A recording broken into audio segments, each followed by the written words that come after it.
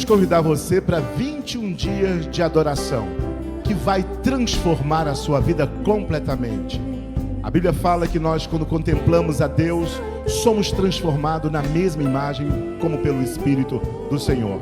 Portanto, durante 21 dias, traremos 21 nomes que refletem o caráter de Deus na Bíblia. A cada dia um nome diferente. E certamente, no final, você não será mais a mesma pessoa. Será transformado na graça e na glória do Senhor. Portanto, convidamos você. 21 dias de adoração que vai transformar o teu coração. Vamos adorar a Deus.